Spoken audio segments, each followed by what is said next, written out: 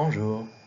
Dans cette présentation, j'aimerais vous parler des sanctions économiques appliquées par l'Union européenne, car c'est l'organisation régionale la plus importante pour la Suisse. Et au vu des rapports économiques importants entre la Suisse et l'Union européenne, ce régime de sanctions est particulièrement important pour la Suisse et normalement peut aussi mener à l'adoption de telles mesures par la Suisse, même si c'est pour des raisons politiques pas toujours le cas.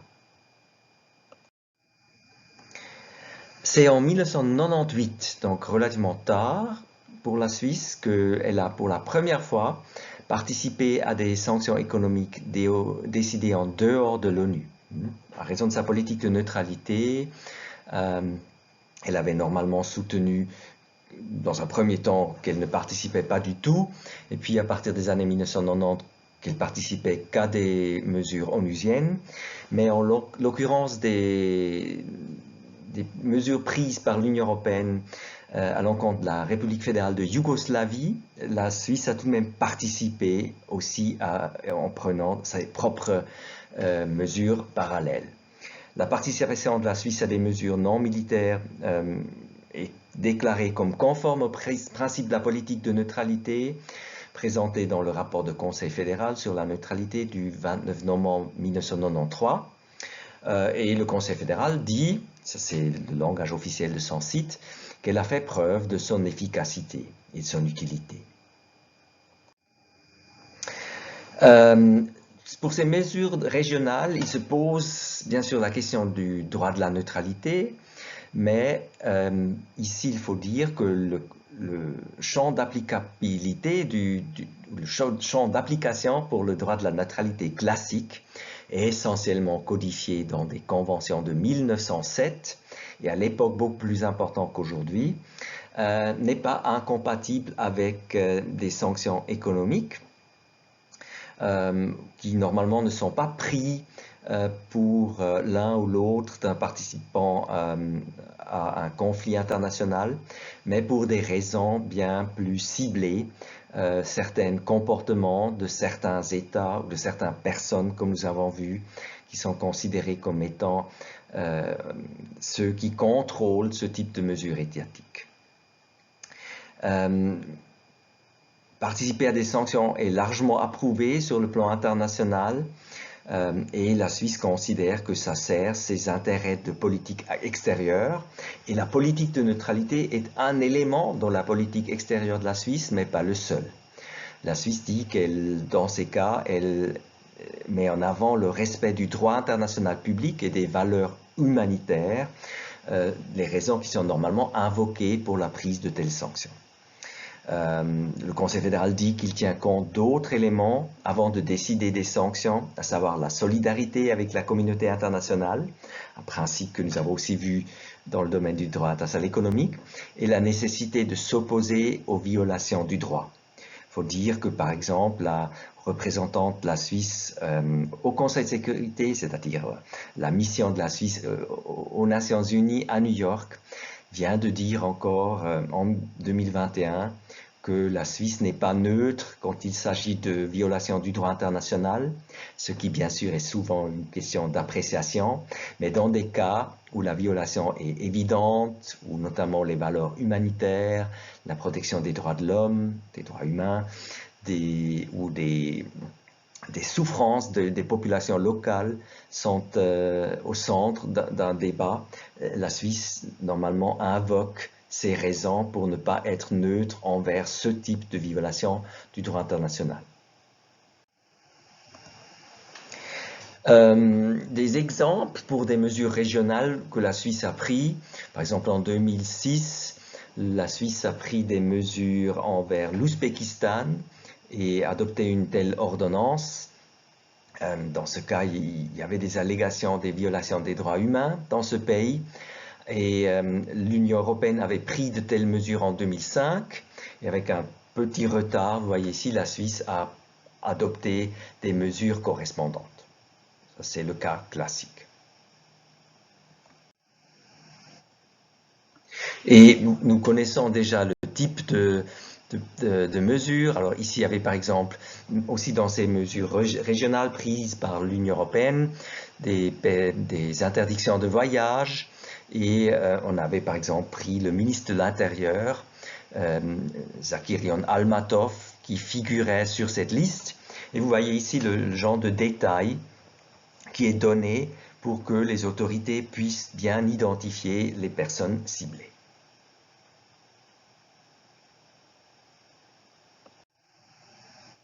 Alors pour l'Union européenne, quand elle adopte de telles mesures, c'est un peu plus compliqué que pour d'autres États, ce qui est dû au principe des compétences limitées de l'Union européenne. Les États membres doivent avoir accordé à l'Union des compétences dans un certain domaine. Alors tandis que l'Union européenne, et nous l'avons déjà vu, est compétente pour sa politique commerciale commune, ici, il y a tout de même le lien avec la politique de sécurité. Et le cadre de la politique étrangère et de sécurité commune de l'Union européenne est beaucoup moins avancé, moins développé que celui de la politique commerciale commune. Ce qui fait que l'Union européenne doit veiller aux procédures correspondantes à ces différentes compétences. Et ici, c'est notamment l'article 24 du traité sur l'Union européenne qui parle de cette politique étrangère et de sécurité commune. Et là-dedans, les États membres de l'Union européenne se servent donc de ce cadre de la politique étrangère et de sécurité commune, de la PESC, pour appliquer les sanctions économiques arrêtées par le Conseil de sécurité des Nations unies. Parfois, la base juridique des sanctions peut dépendre de la nature exacte des mesures restrictives, des domaines et des objectifs visés. Mais lorsqu'une action communautaire ou une action de l'Union est nécessaire, il convient d'adopter une position commune en vertu de l'article 29 du traité sur l'Union européenne, cette position commune dans le domaine de la politique extérieure et de sécurité commune. Et l'adoption d'une telle nouvelle position commune nécessite l'unanimité de tous les États membres de l'Union européenne et au sein du Conseil.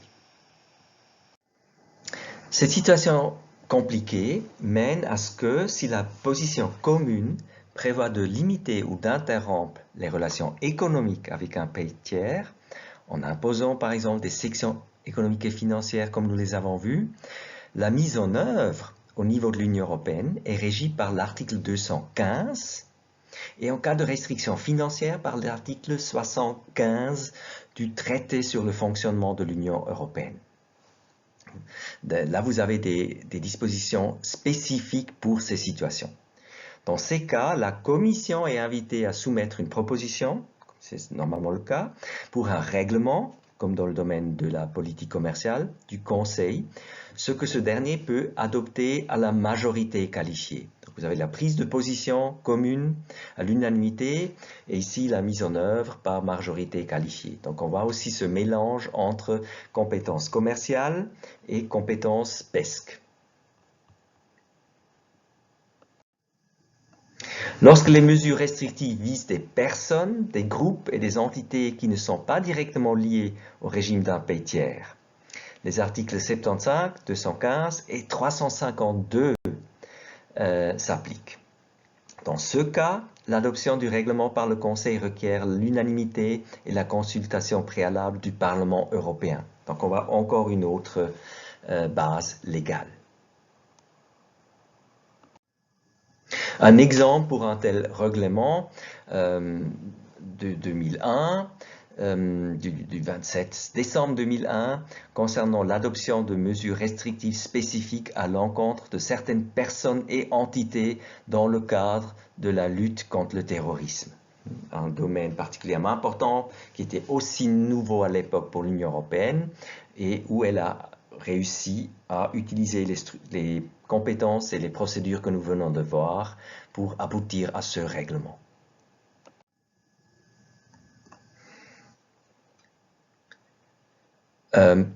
Exceptionnellement, il est aussi possible que la position commune qui est prise par les membres de l'Union européenne peut utiliser une règle déjà existante. C'est comme en Suisse, là où il existe par exemple déjà un cadre de contrôle, par exemple pour les biens à double usage, ce qui est normalement contrôle à l'exportation. Là, on peut utiliser ces mesures et les appliquer au cas précis s'il n'y a pas d'autres mesures qui ne seraient pas envisagées par le règlement.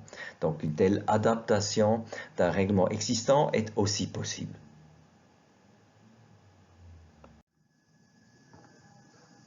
Finalement, les règlements du Conseil qui imposent des sanctions et mettent en œuvre des règlements de la Commission relèvent du droit de l'Union. Et selon la jurisprudence, ce droit de l'Union prévoit, comme toujours, sur la législation des États membres. Et les règlements du Conseil et de la Commission sont donc directement et immédiatement applicables par les autorités nationales et ils ont un effet direct à la fois dans les États membres et pour les entreprises concernées, comme ce sont des règlements. Donc, par exemple, les prestataires financiers, les banques. Leur application et leur mise en œuvre incombent aux autorités compétentes des États membres et la Commission qui contrôle les États membres et qui coordonne aussi l'application par ces autorités nationales. C'est tout pour cette présentation. Merci et au revoir.